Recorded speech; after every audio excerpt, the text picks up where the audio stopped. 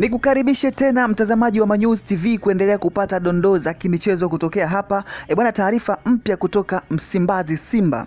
Mshambuliaji kutoka klabu ya soka ya Simba Sports Club, Elie Mpanzu, ameripotiwa na klabu hiyo kuongeza mkataba wake. Hii leo kupitia peji za mitandao ya kijamii ya klabu ya soka ya Simba Sports Club Tanzania imeandika caption ambayo ikiambatanisha na picha mbalimbali zinazoonyesha tukio zima la mchezaji huyo kusaini, huku akiwa ameambatana na viongozi kutoka katika klabu ya Simba Sports Club.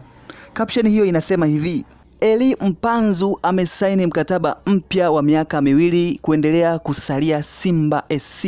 Pongezi nyingi kwa rais wetu Mohamed Dewji Mo Dewji kwa kufanikisha kumbakisha nyota huyo wa kimataifa kutoka nchini DR Congo. Wakitaka taarifa zaidi uende katika app ya Simba app. Bwana, hiyo ndo taarifa katika social medias za Simba Sports Club hii leo. Swala la mchezaji kuongeza mkataba kwenye klabu sio issue, lakini issue inakuja pale kwa mchezaji Elie Mpanzu. Swala lake linakuwa trending kutokana na hivi juzi kuhusishwa huenda akajiunga na upande wa pili, wapinzani wa klabu ya soka ya Simba, mahasimu wao wakubwa Young African Sports Club.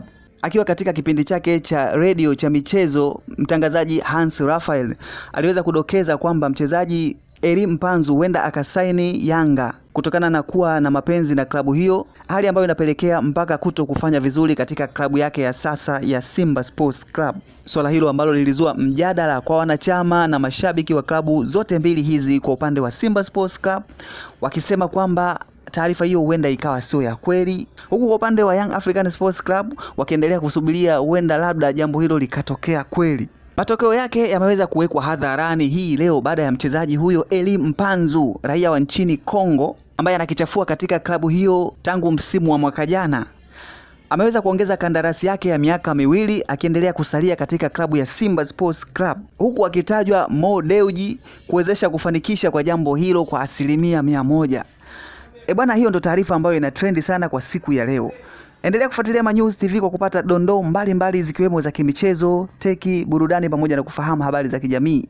Usiache kusubscribe, kulike, kushare na kucomment. Endelea kufuatilia ili kupata kila kinachotrendi katika anga za burudani pamoja na michezo. Tukutane tena hapo baadaye.